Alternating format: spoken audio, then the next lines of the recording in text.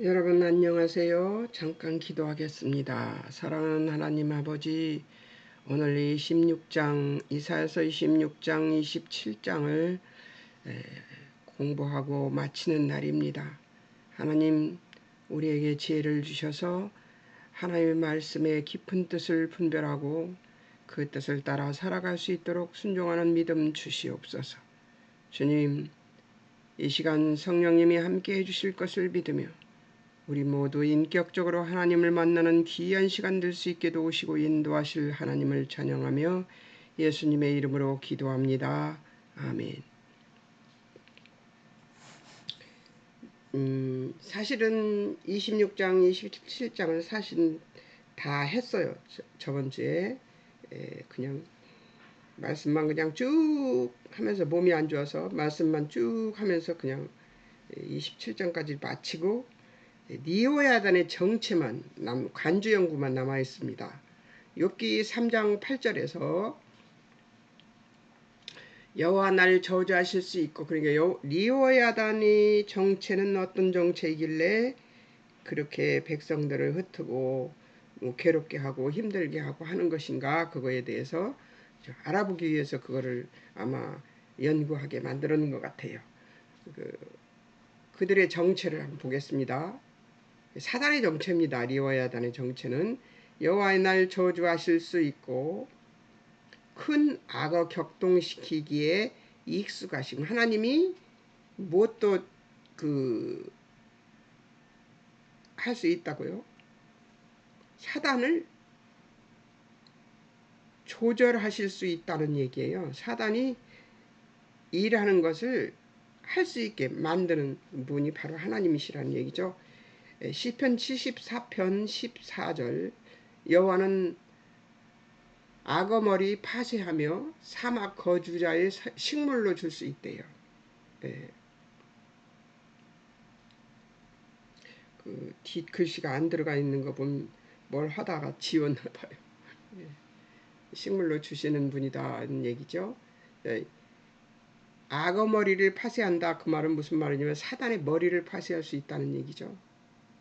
그렇게 해서 그거를 던지는데 어디다 던지냐? 사막의 거주자의 식물로 줄 수 있다고 말씀하시는 거예요. 그러니까 하나님은 이 모든 이 자연 세계의 모든 존재하는 모든 존재를 하나님의 뜻대로 움직일 수 있는 분이시라는 얘기죠. 하나님의 전지전능하심이 드러나는 이야기들입니다. 시편 104편 26절, 주의 지으신 악어, 사단은 누가 지었다고요? 하나님이 지었습니다. 계시록 12장 9절, 큰 용, 옛뱀, 마귀, 사단, 온 천하를 깨는 자, 땅으로 내어 쫓긴 자, 바로 이런 사람들이, 이런 자들이 바로 이 사단이라는 얘기예요. 사람들 속에 들어가서 역사하는, 사단이 창세기 3장에서 그 뱀의 속에 들어가 역사를 하잖아요. 여자를 꿰고. 그런 것처럼 저들도 우리 속에 들어와서 역사할 수 있다는 거죠. 그래서 누구나 서로에게 정이 될 수 있고 망치가 될 수 있고 그렇죠. 계시록 13장 1절에서 2절, 바다에서 나온 짐승 10뿔, 머리 7, 그 뿔에 10면류관이 있고 그 머리들에는 참된 이름들이 있습니다. 표범과 비슷하고 고무발과 같고 입은 사자입 같고 용이 자기의 능력과 보좌와 큰 권세를 줍니다. 자, 어디하고 비슷합니까? 어디하고 비슷해요? 창세기 앞쪽에 나와 있는 요한이 하나님을 봤을 때의 모습, 그 모습과 아주 비슷합니다. 그런데 똑같지는 않습니다. 왠지 아세요? 사단은 카피 능력자예요. 하나님을 카피합니다. 그래서 사람들에게 비욕하죠. 카피하는 자들이에요. 그러니까 사단은. 그러니까 이 사람들을 만났을 때 그 사람이 진짠가 가짠가, 그 마음이 가짠가 진짠가 보려고 그러면 그 입에서 나오는 말을 잘 들어보면 돼요. 그리고 그의 열매, 그 삶의 열매를 보면 그가 어떻게 살아왔는가를 볼 수가 있는 거죠. 열매는 자녀들도 아니고 그 부의 능력도 아니고 무슨 정직함의 능력도 아니고 그런 것들이 아닙니다. 열매는 바로 하나님 앞에 어찌 사는가가 중요한 것이죠. 예. 하나님 앞에 어찌 사는가가 중요한 것이지 뭐 자녀들이 잘 되었다든가 뭐 돈이 많다든가 뭐 모양새가 멀쩡해갖고 저처럼 나이가 먹어도 멀쩡해가지고 주름살을 빠글빠글 하지 않고 민둥민둥하니 제가 주름살이 없잖아요. 그런 것처럼 그런다든가 그런 건 아닙니다. 세상 사람들이 생각하는 그 성공의 바로미터 이런 것하고는 관계가 없어요. 오직 하나님 앞에 어떻게 살고 있는가가 중요한 것이죠. 그것이 첫째예요. 그것이 첫째. 예. 그것뿐이에요. 그리고 그것뿐입니다. 예. 잘 살고 못 살고 뭐 자녀가 잘 되고 못 되고 그런 것하고는 아무 관계가 없어요. 왜? 하나님은 우리를 하나님의 백성 만들기 위해서 잘 살게도 하고 못 살게도 하십니다. 잘 살 때 지혜롭게 잘 살아야 돼요. 물질을 주시면 그 물질을 잘 쓸 줄 알아야 돼요. 근데 사람들은 대개 물질이 생기면 마구 하나님 뜻이 맞지 않는 짓을 많이 하죠. 그것이 하나님 바라는 일이 아니죠. 근데 그런 열매들, 그런 삶의 열매들을 보는 거예요. 거기에서 그 사람이 얼마나 하나님 앞에 바로 서 있는가 이런 것, 이 바로메타를 얘기하는 것이지. 예. 근데 그것이 가지시거나 그것이 숨겨져 있거나 다른 그 해방자이거나 이런 것 사람들이 참 많죠. 예. 교회 안에도 그런 사람들이 있습니다. 그 사단이 들어와서 역사하는 그 순간들이 있어요. 그 사람들에게. 근데 그것은 다 하나님이 허락하신 이후에 이루어지는 일입니다. 그 사람이 이 사람에게 A와 B가 있는데 A가 B의 정이 된다면 그러면 그것도 하나님의 뜻 안에서 이루어지는 것입니다. 정이 되어서 이를 땡그랑 치고 그리고 이 사람이 정신을 차리고 분별할 수 있도록 만들기 위한 하나님의 방법이지 사단이 그 능력을 발휘해서 우리의 정이 돼서 우리를 괴롭히는 것이 아닙니다. 그러니까 사람은 미워하면 절대로 안 되죠. 예. 미워할 수 없어요. 그 속에 들어서 잠깐 역사한 것뿐인데 그 사람을 미워하면 되겠습니까? 예. 그런 것처럼 사단은 하나님을 흉내내요. 자, 계시록 19장 11절에서 20장 3절과 10절이에요. 자, 보겠습니다. 짐승 우상어표 받고 그의 우상에게 경배하던 이들을 이적으로 미혹하던 거짓 선지자래요. 그러니까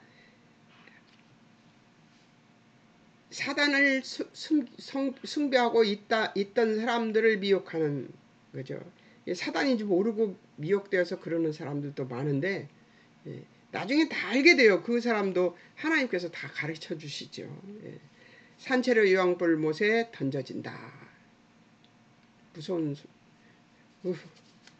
용, 옛뱀, 마귀, 사단, 천사 내려와 잡아 1000년 동안 결박해 무저갱에 던져지고 세세토록 밤낮 괴로움을 받을 것이라고 합니다. 사단은 그렇게 되는 존재예요. 멸망하는 존재. 하나님 앞에서 요즘 애들 하는 말로 요즘에는 애들 말이 아닌가? 아닐 수도 있네. 그렇죠. 요즘 애들 말이 아닐 수도 있어요. 근데 이제 쪽도 못 피는 거죠. 돌아 모인 자들 주의 성산에서 하는 일 13절 거룩하고 행복한 연애를 연다. 거룩하고 행복한 연애를 연대요. 아수르 땅에서 파멸케 된 자와 애굽 땅으로 쫓겨난 자가 돌아와서 예루살렘 성산에서 여호와께 경배하리라. 여기 예루살렘 성산에서 여호와께 경배하리라. 그 거기만 이게 가려지길래 그냥 그대로 했습니다. 안 바꾸고 하려고요. 예. 자, 예수 믿는 사람들은 이렇게 될 것이라고 얘기하는 것이죠. 자, 적용. 하나님의 사유은혜라는 건 무슨 말이냐면 죄를 용서해 주는 은혜라는 말이죠. 은혜가 내게 주는 은혜를 언어로 설명할 수 있는가? 견고하고 정직한 모습으로 하나님을 의뢰하고 사모하는 신앙인가? 한번 보겠습니다. 뭐라고 얘기하는지. 그때 제가 어떤 은혜를 받고 이걸 썼는지를 한번 보겠습니다. 예. 자, 오늘은 빨리 끝날 수도 있겠네요. 10분밖에 안 됐어요. 예. 자, 1절에서 1장에서 12장에서는 이스라엘에 대한 하나님의 심판을 통해 하나님의 뜻과 진노를 말하고 남북 왕국의 아스르와 바벨론에 의한 완전한 멸망과 멸절을 선언하십니다. 13장에서 23장에서는 이것도 어디서 잘못된 오타였구나. 23장에서는 주변 국가들의 이름을 알라리 열거하면서 열방의 심판 또한 선언하십니다. 이스라엘을 무너뜨린 아수르나 바벨론 멸망도 선언하시는 것이죠. 자, 24장에서 27장까지는 어떤 나라나 일부 지역이 아닌 세상 전체를 심판하실 것이라고 선포하시는 것입니다. 그러니까 심판 선포의 구역에서 제외되는 존재가 없다는 얘기죠. 자, 땅이 온전히 공허하고 황무하게 된다는 무시무시한 하나님의 진노와 심판에 대한 선언이 이사야서에 반복적으로 나오지만 26장 8, 9절에서 선지자는 구원을 기대하고 있습니다. 여기 나오는 길에서나 밤에는 아주 최악의 조건과 형평 속에서 구원을 바라는 것입니다. 최악의 조건에서 구원을 바라는 바람이 그러니 이사야서는 전반부인 1장에서 27장에서 말하는 바는 하나님께서 저들을 심판하시는 것은 저들의 불순종과 강구가 있다는 것입니다. 하나님이 그들 세상의 권력에 내버려 두심으로써 더 강한 나라가 남북 이스라엘 전체를 삼키게 되는 것이죠. 왜 하나님께서 그걸 그대로 두셨을까요? 보겠습니다. 그러나 그 나라들이 최종 권세가 될 수 없다는 것이며 그 폭력성으로 인해서 그들은 무가치하다는 사실이 드러났다고 하시며 또 심판하시는 것이죠. 이스라엘을 삼킨 세력들이 궁극적 권위가 될 수 없다고 심판하시는 하나님은 이사야서 전반부 중간에도 계속해서 구원을 말씀하시는 계십니다. 이 구원을 통해 이스라엘이 순종치 않은 처지였어도 폭력밖에 낳지 못한 세상의 권력과 전혀 다른 하나님 나라가 될 것이라고 하시는 것이죠. 세상적인 나라의 폭력은 폭력밖에 낳지 못한 세상의 권력과는 전혀 다른 하나님 나라가 될 것이라고 이스라엘을 설명하고 있는데 아직도 그 나라는 지금 전쟁하고 있죠. 예.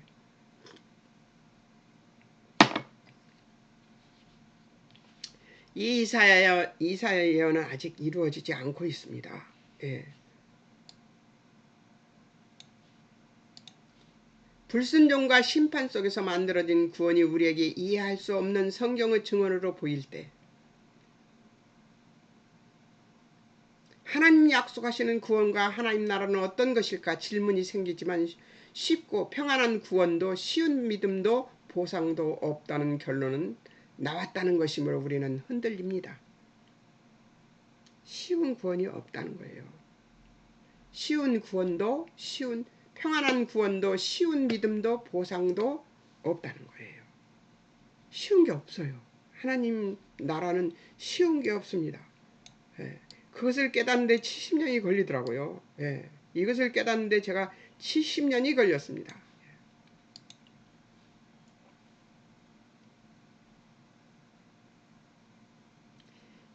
신명기 두 번째입니다. 신명기 6장 1절에서 6절에서는 출애굽의 구원을 이루신 후 신신당부하신 것이 바로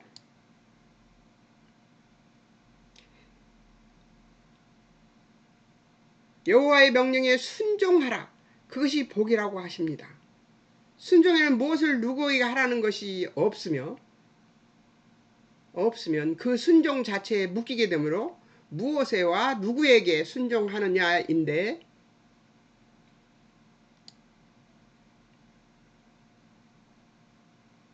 곧 여호와의 규례와 명령에 순종을 하는 것입니다. 이 여호와의 규례와 명령이라는 신을 하나 동원해서 요구하는 윤리나 덕목의 권위와 명분을 터서 하나 매달아 놓은 것에 불과한 것이 아니라 순종을 요구한 상대를 우리가 알아야 하고 그에게 항복해야 한다는 것을 전제로 하고 있는 것입니다. 이게 무슨 말이에요? 여호와의 규례와 명령이라는 신을 하나 동원해서 우리가 그렇잖아요. 조왕신님 무슨 신님 하면서 비는 것들이 있잖아요. 내가 만들어서 내가 명명해서 만드는 그런 신들은 윤리나 덕목의 권위와 명분을 턱하니 매달아 놓은 것에 불과한 것이 아니라 순종을 요구한 상대를 우리가 알아야 하고, 순종을 요구한 분이 누구예요? 하나님이시잖아요. 그분을 알아야 되는 것이죠. 그에게 항복해야 한다는 것을 전제로 하고 있는 것이죠. 그러니까 우리가 하나님 뜻에 맞지 않는 물론 이 세상의 그 도덕적 황금률, 말하자면 아담과 하가 깨달은 것이에요. 선의 최종 목적이 어떤 것인가까지, 이 세상에서 최종 목적이 어떤 거예요? 도덕적 황금률에 준하는 것입니다. 근데 거기까지밖에 못했어요. 하나님의 뜻을 다 알아차리는 것까지는 안 시켜주셨어요. 하나님이 선을 알게 하시되 선과 악을 알게 하시되 거기까지밖에 안 가르쳐줬어요. 아담과 하가 선악과를 먹고 선악을 알게 된 것이 거기까지 뿐이에요. 하나님의 뜻을 알게 된 것은 아니었습니다. 인간은 내노라하게 잘난 척할 거리도 못 되고요. 주제도 못 됩니다. 그러니까 하나님의 뜻을 알 수 있는 것은 그 사람의 신앙이 어느 정도 올라왔는가에까지만 가르쳐 주셔요. 하나님 계시를 거기까지밖에 안 해요. 내 믿음이 여기까지면 요만하면 요렇게 여기만큼만 성경 안에서 우리에게 계시해 주시고요. 요만하면은요 요만큼만 계시해 주십니다. 그러니까 내 믿음이 이 구격이 커지면 커질수록 하나님의 계시가 더 정확하게 다 보이게 만들어 주세요. 제가 다 알았느냐? 아닙니다. 저도 아직 멀었습니다. 저도 아주 멀었어요.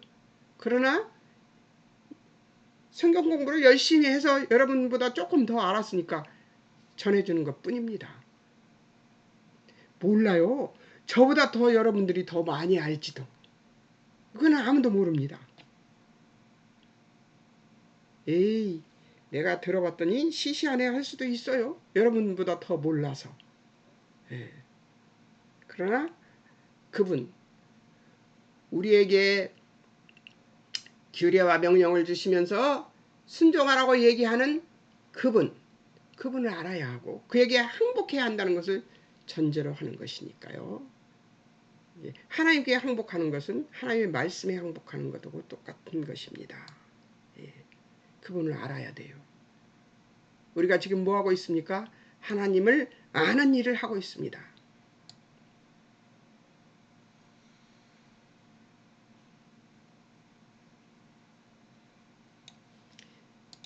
사구절을 보면 26장 사구절이겠죠. 들으라는 말에 강제력이 있는데 명령을 하는 이가 누구인가를 알아야 하는 전제가 있습니다. 명령을 하는 분이 누구예요? 한번 볼까요? 누굴까요? 26장 4구절. 너희는 여호와를 영원히 신뢰하라. 주 여호와는 영원한 반석이심이라. 높은 데에 저주하는 자를 낮추시며 손을 소순성을 헐어 땅에 엎으시되 진토에 미치게 하셨도다. 뭐 이 쭉 얘기를 하고 있네요. 누구라는 거예요? 여호와라는 거죠.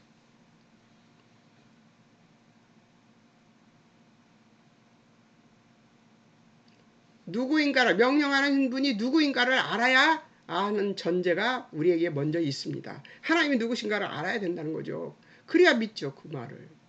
그 다음 차례가 순종이냐 불순종이냐가 된다는 것입니다.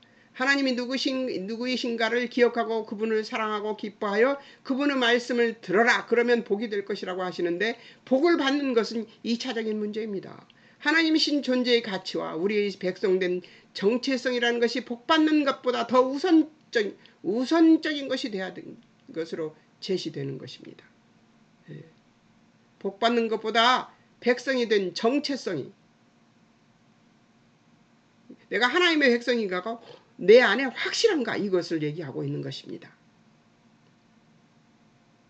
여러분, 하나님의 백성이시죠?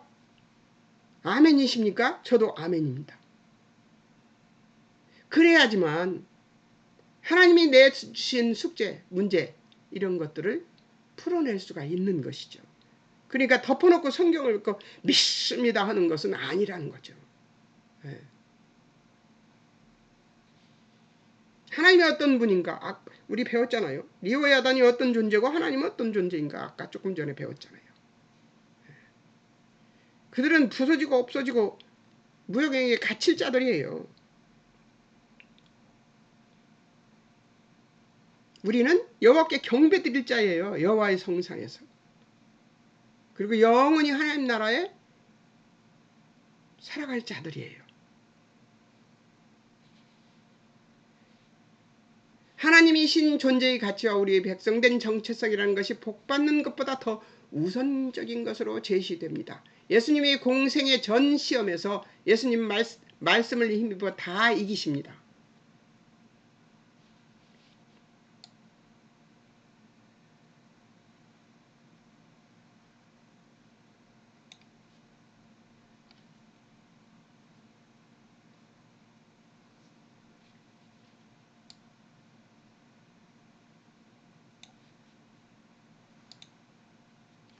마지막 내게 절하는 시험에서 나는 하나님을 경배하기 위해 왔다. 그 조건 속에서 하자 하시는데 그 조건은 하나님이 일하시는 조건 속에서 내가 순종하는 것으로 경배가 무엇인지를 예수님이 보이겠다는 것으로 이기십니다.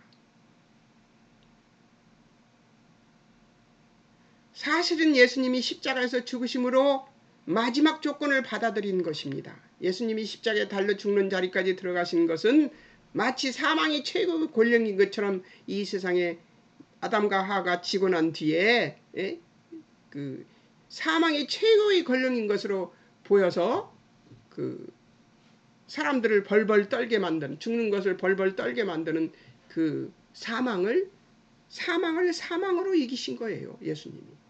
예수님이 십자가 달려 죽는 자리까지 들어가신 것은 마치 사망이 최고의 권력인처럼 보인다는 것입니다.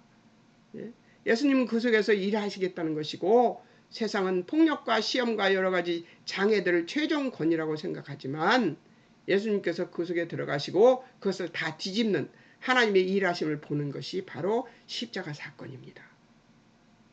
그 뒤집는 일이 하나님의 일하심을 보는 것은 바로 십자가 사건에서 예수님이 죽으시고 3일 동안 무덤에 갇혀 계시다가 3일 만에 죽은 자들 가운데서 살아나셔서 부활하신 사건입니다. 거기까지가.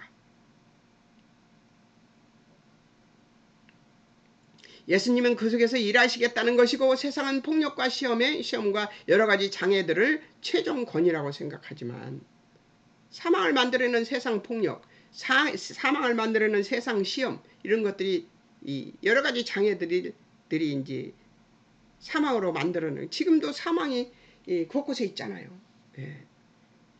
TV 뉴스를 보면, 잘 보지도 않지만 뉴스를 보면 정말 많습니다. 어떻게 저렇게 사람을 죽일 수가 있을까 하는 생각이 드는 그런 일들도 너무나 많습니다. 지금 전쟁이 두 곳에서나 일어나서 사람들을 그렇게 많이 죽이고 있잖아요.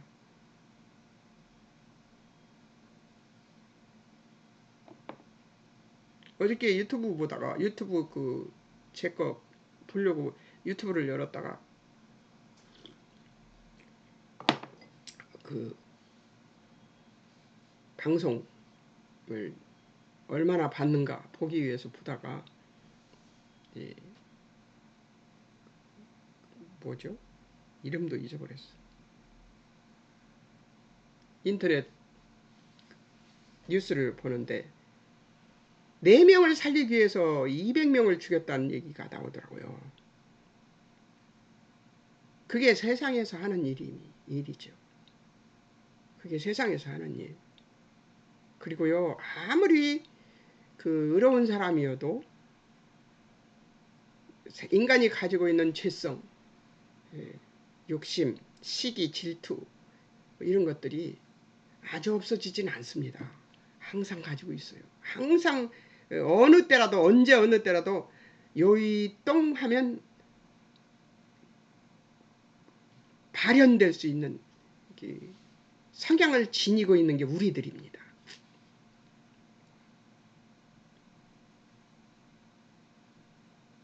사실은 예수님이 십자가에서 죽으심으로 마지막 조건을 받아들인 거예요. 그래? 내가 사망을 이기고 너네들을 아주 이겨버릴 거야. 이거죠. 예수님 십자가 달려 죽는 자리까지 들어가신 것은 마치 사망이 최고의 권력인 것으로 보인다는 것이죠. 예수님은 그 속에서 일하시겠다는 것이고 세상은 폭력과 시험과 여러 가지 장애들 최종 권위라고 생각하지만 예수님께서 그 속에 들어가시고 그것을 다 뒤집는 하나님의 일하심을 보는 것이 바로 예수님의 십자가 사건이고 부활의 사건입니다. 이 예수님이 하신 일이 아니라면 우리는 헛것을 믿는 것이죠. 그리고 예수님이 우리에게 아무 관계가 없다면 우리는 예수님을 믿는 것이 아닙니다. 예수님은 그 속에서 일하시겠다고 하는 것이고 세상은 폭력과 시험과 여러 가지 장애들을 최종권이라고 생각하지만 예수님께서 그 속에서 들어가시고 그것을 다 뒤집는 하나님의 일하심을 보는 것이다. 이것이 예수님께서 받으신 시험이 갖는 중요한 증언이다. 예수님은 우리들이 죽어야 될, 사망해야 될 것들을 미리 죽으신 거예요. 우리 앞에서. 그리고 너희는 나를 믿으면 내가 부활한 것처럼 죽어도 생명이 되어서 다시 살아날 것이다 하는 얘기를 그걸 예를 보여주신 거예요. 그리고 사단에게는 선포한 것이죠. 너네들은 이미 죽었다. 내 자녀들을 건들지 말아라. 선포하신 거예요. 그리고 우리는 보장을 받은 자들이에요. 예수를 믿으면. 예수님이 나의 구주십니다. 십자가의 죽으심으로 내 죄를 다 가지고 가셨습니다. 믿는 믿음이 있다면 우리는 보장받은 거예요. 예수님이 부활하셨으니 나도 이 생명이 끊어지는 그날 다시 부활해서 하나님 앞으로 나아가 하나님 존전해서 하나님과 함께 하나님께 영광 돌리며 살아갈 수 있다는 것을 믿는 믿음이 우리에게 있는 것. 이것이 복음입니다. 이 복음이 없다면 여러분은 헛것을 믿는 것이죠. 이것이 예수님께서 받으신 시험이 갖는 중요한 증언입니다. 하나님은 이스라엘이 배신에도 불구하고 그들을 놓지 않으십니다. 아주 놓아버렸나요? 568년에 북이스라엘이 망하고 722년에 유다가 망할 때 이스라엘을 완전히 버려버렸나요? 아닙니다. 말라기가 끝날 때 하나님께서 실망해서 400년 동안이나 침묵하셨잖아요. 하나님이 버리셨나요? 아니에요. 그 속에서 일하셨습니다. 하나님은 열심히 일하세요. 그 하나님의 열심을 우리가 막을 수도 없고 어떻게 해볼 도리가 없습니다. 하나님은 우리가 잠들어 있을 때도 우리 일을 하십니다.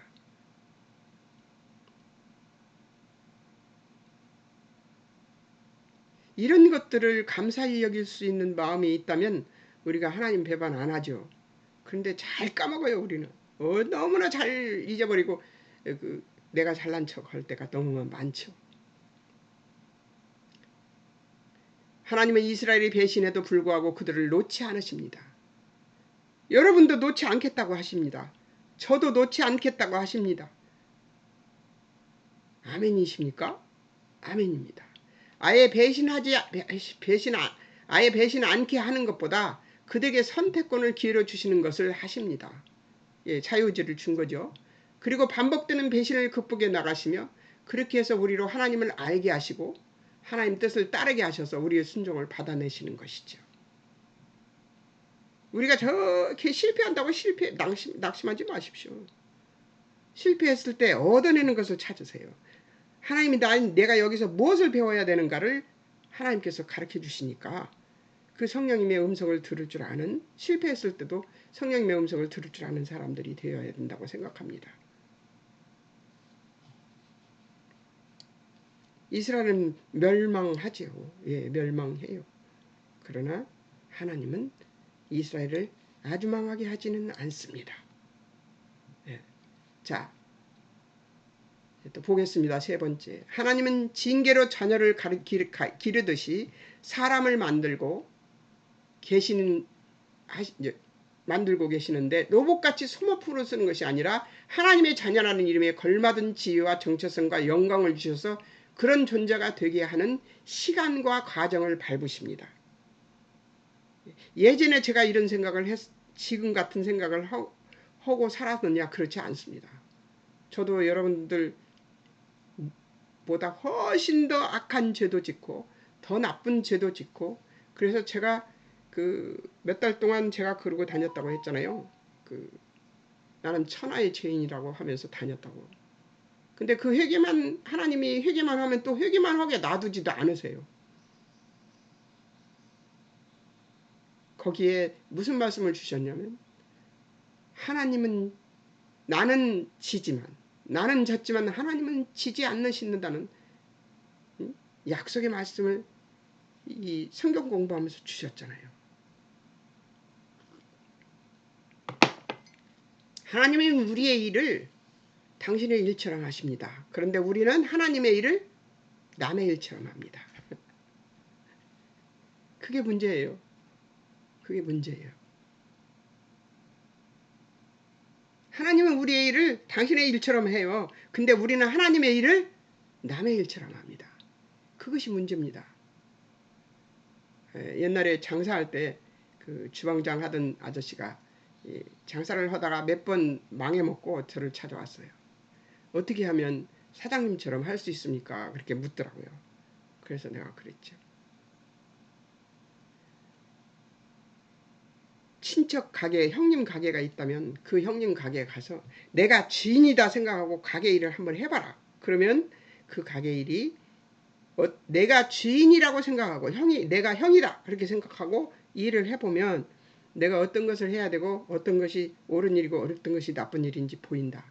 주인이 되어서 일을 해야 된다. 그렇게 얘기를 했어요. 그랬더니 가서 해보고, 그리고 저 가게 얻었어요. 무슨 뜻인지, 사장님이 얘기한 게 무슨 뜻인지 알았어요. 그러면서 가게 얻었어요. 그러면서 나중에 그렇게 가게를 얻어갖고 한 1년 장사한 뒤에 저를 찾아왔더라고요.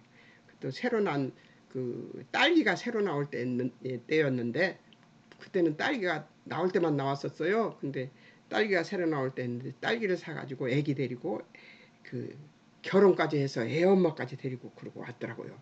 그래서 사장님 고맙습니다. 제가 어떻게 해야 장사를 잘하는지를 이제 깨달았다고. 그러면서 주인의식이 있는 사람이 되어야 되겠다는 소리를 한 적이 있는데요. 남의 일을 남의 일처럼 하면 표가 드러나죠. 자기 표가. 눈을 감고 안 보고 이렇게 되는데, 남의 일을 내 일처럼 해버리면 잘하게 될 수밖에 없죠. 근데 우리는 하나님의 일을 남의 일처럼 하고 하나님은 우리 일을 하나님의 일처럼 합니다. 그것이 갭이 있어요. 그것이 갭이 있어서 우리가 이렇게 힘든 겁니다. 우리가 힘든 건 바로 그거예요.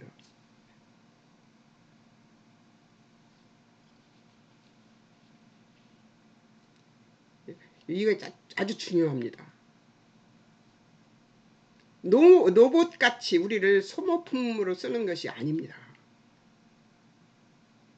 하나님이 징계로 자녀를 기르듯이 사람을 만들고 계시는데 노복같이 소모품으로 쓰는 것이 아니라 하나님의 자녀란 이름에 걸맞은 지위와 정체성과 영광을 주셔서 지위도 주셨어요. 예수를 믿으면 지위를 주십니다. 그리스도인이라는 지위를. 어떤 존재예요? 하나님과 하나님의 인품을, 삼위 하나님의 인격을 닮아가는, 이 인격과 성품을 닮아가는 사람들이 되어야 되는 거죠. 그 정체성을 가질 수 있는 영광을 우리에게 줬는데 우리는 닮아가기는커녕 근데 그렇게 주셔서 우리에게 무엇을 주십니까? 시간을 주십니다. 과정을 주십니다. 그런 존재가 되게 하는 시간과 과정을 밟으셔서 우리의 지위와 정체성과 영광을 확보하게 만드십니다. 그게 나이를 먹는 거예요. 그게 나이를 먹는 거더라고요. 나이를 먹으면 지혜로워지는 이유가 뭔지 아세요? 실패를 많이 해봤기 때문에 지혜로워지는 것입니다. 실패를 많이 해봤기 때문에. 하나님 앞에서 실패 안 하고, 목사도 마찬가지고요. 예수님 빼놓고는, 이 세상에 오셔서 인간으로 사신 예수님 빼놓고는 실패하는 존재가 없습니다. 출애굽을 한 이스라엘 백성이 가데스 바네아에서 가나안 땅에 들어가는 것을 거부하자 40년 동안 광야를 맴돌면서 다 죽게 만드십니다. 그리고 그들을 제외한 이스라엘 백성은 하나님께서 데리고 가나안에 들어가시겠다고 하십니다. 그 불순종에 상응하는 무시무시한 하나님의 진노요 벌이었습니다. 그렇지만 그것은 우리의 선택이나 하나님 마음에 들지 못하는 우리의 현실 같은 것들까지 다 끌어안아 그의 자녀들을 만드시고 고치시고 항복시키시는 길이었습니다. 하나님의 자녀들을 만드시고 고치시고 항복시키시는 길이었죠.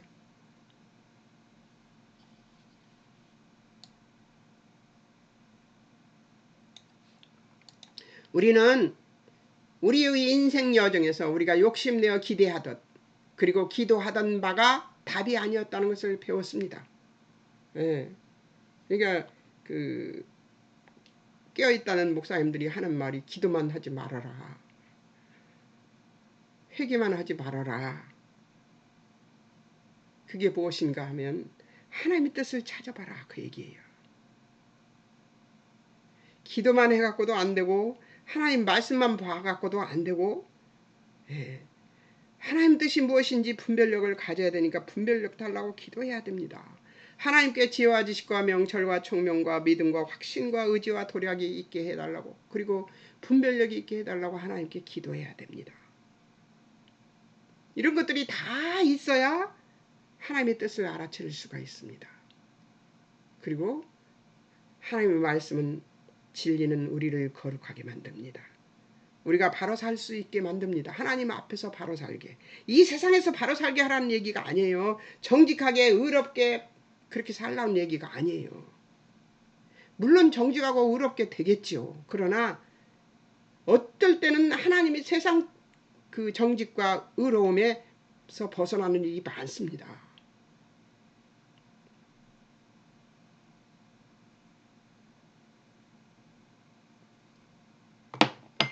반드시 죽여야 되는 자가 있어요.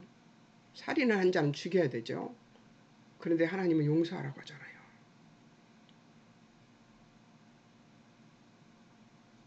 그게 세상적인 정직과 의로움이 아니잖아요. 그러니까 우리는 하나님의 뜻을 분별하고 하나님의 뜻에 맞게 살아야 되는데 그 분별력은 매일 매 초마다 하나님께 구해야 되는 거예요. 우리는 그것이 아주 부족합니다. 분별력이 아주 부족해요. 우리 발에 돌뿌리에 우리 발끝에 차이는 돌멩이 하나도 하나님은 그냥 밟고 지나가게 하시는 게 아니에요. 길거리에 시멘트 사이에 피어있는 들풀 그것이 피어있을 때 제가 뭐라고 했냐면, 야, 너는 하나님이 시키신 일을 정말 열심히 하는데 나는 이게 뭐냐? 분별력은 그런 데서 나타나는 것입니다.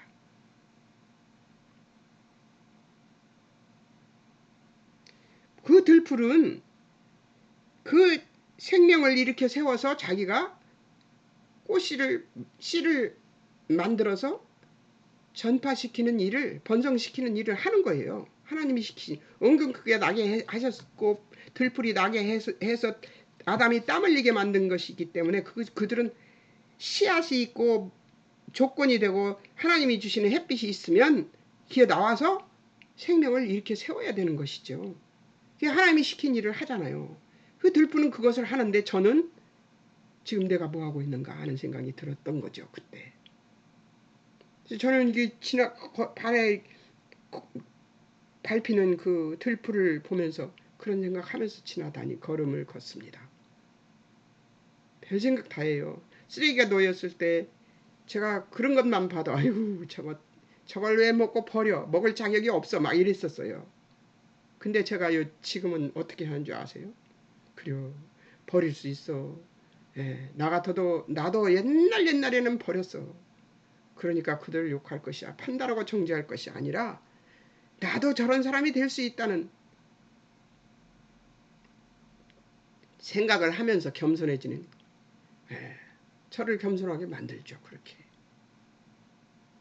그게 이 세상을 살아가면서 순간순간 하나님을 생각하는 분별력 아니겠습니까?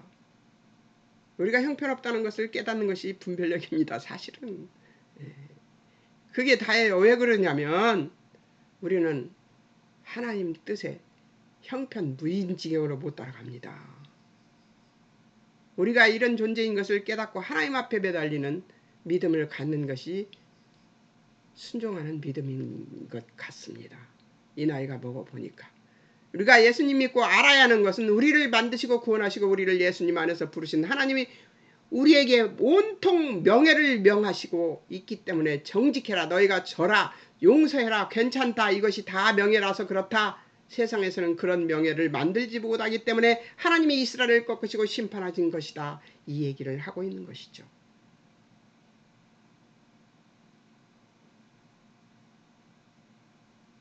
그리고 하나님은 또 이런 말을 합니다. 나를 제외하고는 가치 있는 것을 너희는 만들 수 없다. 그렇죠. 하나님 빼고 가치 있는 것을 못 만듭니다. 하나님의 명목으로 하나님의 이름으로만 해야 그것이 가치 있는 것이 됩니다. 이걸 세상 사람들이 아나요? 모르죠.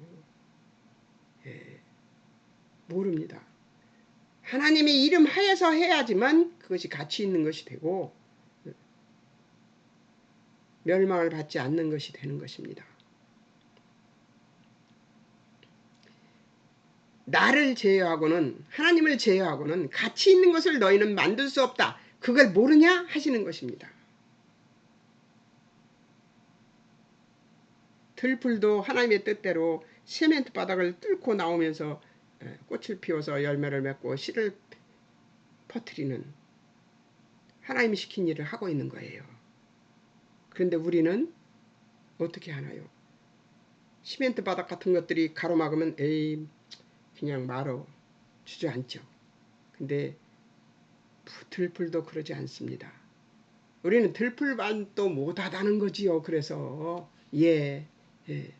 나를 제외하고는 가치 있는 것을 너희는 만들 수 없다. 그걸 모르느냐 하시는 것이 바로 하나님이 우리에게 주신 분별력입니다.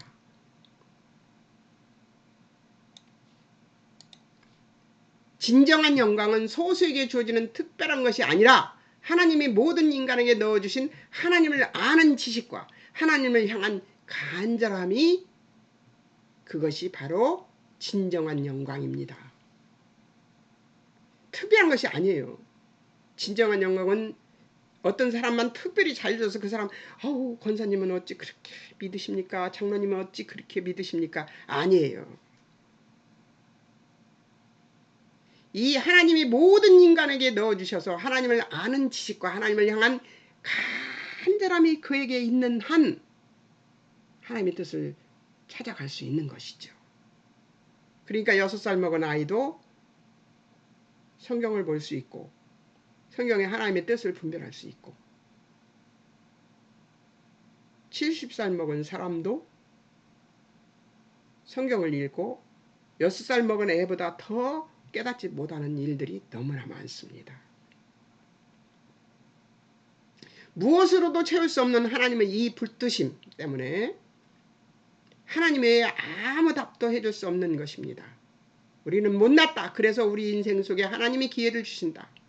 하나님 명하시고 우리의 불순종도 감내하시는 분임을 안다면 너무나 감사하신 하나님이신 것이다. 할렐루야. 제가 이렇게 써놨네요. 할렐루야. 예. 우리를 너무 잘 아시는 분이시니까 그렇다고 해서 방종하라는 건 아니에요.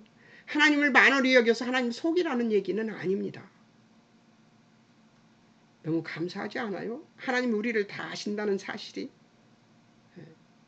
그러니까 그럴 때마다 터지는 제 소리가 있습니다. 하나님 나는 이거밖에 안 돼요.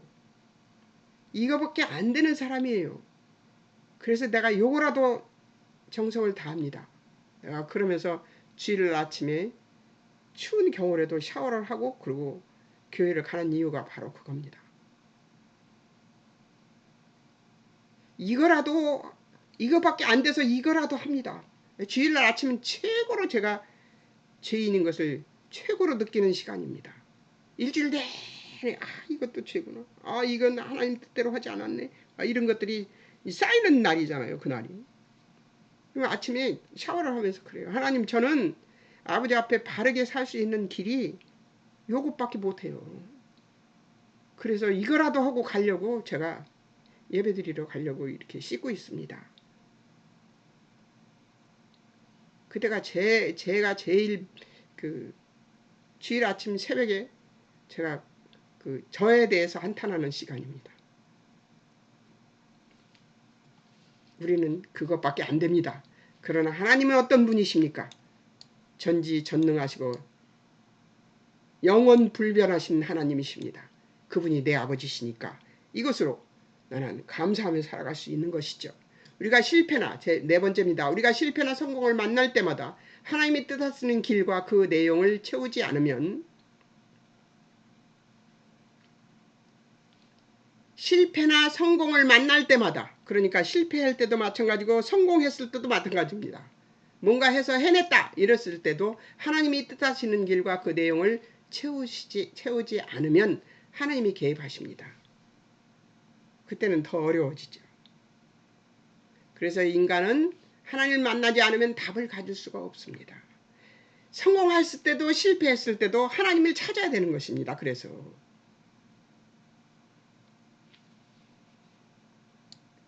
우리 아들이 서울대도 안 나왔는데 구글에 들어갔을 때 제가 그랬어요. 엄마 나 대단하지 않아? 딱 그러더라고요. 자기도 취한 거죠. 자기가 구글에 들어갔다는 사실 때문에. 그래서 제가 그랬어요.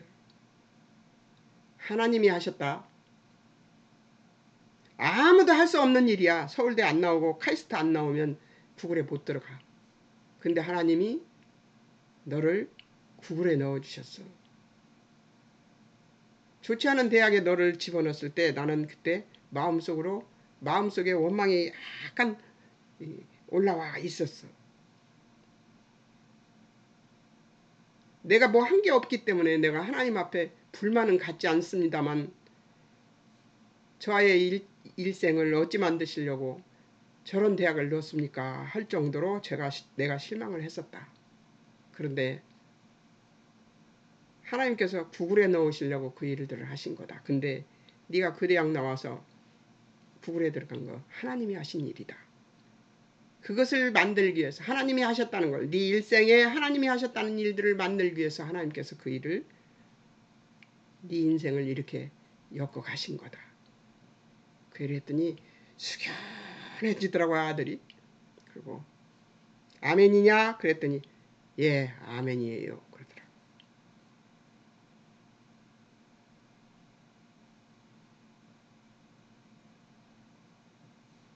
예수님 안에서 하나님의 평안을 얻기까지는 평안을 갖지 못하는 것이 현실이고 사실이고 기만하거나 도망갈 수 없습니다.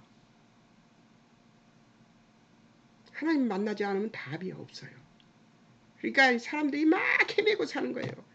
뭐 누구고 이렇게 모여가지고 수다라도 떨어야 살 수 있는 거예요. 그래서 사람들이 그렇게 모임을 많이 갖고 여자들이 그렇게 모임을 많이 갖는 거예요. 남자들도 시간 나면 모임을 갖잖아요. 어우러져서 떠들고 살아야지 사는. 왜? 그들에게서 그들이 실패한 것을 들으면 위로가 되고, 그들이 성공한 것을 들으면 부러워하면서 아버지 나도 저렇게 해주세요 하면서 그렇게 살아가는 거죠. 그런데 그런 건 다 헛것입니다. 하나님을 아는 것이 진짜입니다. 하나님이 어떤 분인가를 아는 것이 진짜인데요. 하나님을 알게 해달라고 조르면서 성경을 보면 하나님께서 조금씩 내 믿음만큼 보여주십니다. 저도 아직도 멀었습니다. 이런 생활이 얼마나 복된 것임을 알지 못하면 이것이 복된 것입니다. 우리가 분별력이 없어서 이걸 깨닫지 못하고 실패하고 낙심하고 이런 것들이 복된 것이에요. 잘못된 것이 아니에요. 이것이 복된 것이다를 깨닫게 해주려고 하나님께서 그 고난을 주신 거잖아요. 우리는 우리 현실을 거부하고 답이 없는 것을 계속해서 우기기만 합니다. 나는 이제 하나님 안 믿을 거야. 난 교회 안 나갈 거야. 이런 생각이 들고 그렇죠. 실망하고 낙심하고 본사가 돼가지고 나는 왜 이러고 살까? 나는 목사가 돼가지고 왜 이러고 살까? 이러고 실패하고 실망하고 그러다가도 하나님께서 깨닫게 해주신 거고 막 감사하고 막 이러고 기독교인들 변덕스럽다고 말하는 사람도 있습니다. 신명기 6장 10절에서 13절을 보면 너희가 제가 왜 했냐면 52분이나 됐어요. 신명기 6장 10절에서 13절을 보면 너희가 종살이 하던 세상을 전부로 알던 자리에서 벗어나 구원과 약속과 지위를 갖게 된 인생을 산다는 것이 무엇인지 모른다면 종살이 누구의 종살이였어요? 사단에게 종살이해서 사망밖에 모르는데 이 세상 사는 것 그것이 70년 80년 사는 그것이 전부다 이렇게 생각하고 있는 자리에서 벗어나 구원과 약속과 지위를 갖게 된 인생을 산다는 것이 무엇인지 모른다면 구원과 약속 영원한 삶 약속받았죠. 지위는 어떤 지위예요? 하나님의 딸이라는 지위, 하나님의 아들이라는 지위 갖게 된 인생을 산다는 것이 무엇인지 모른다면 너희는 다시 옛날로 돌아갈 수밖에 없다는 것입니다. 세상이 쫓아오는 세상, 죽음밖에 못 만드는 세상에 잡혀서 살 수밖에 없는 거죠.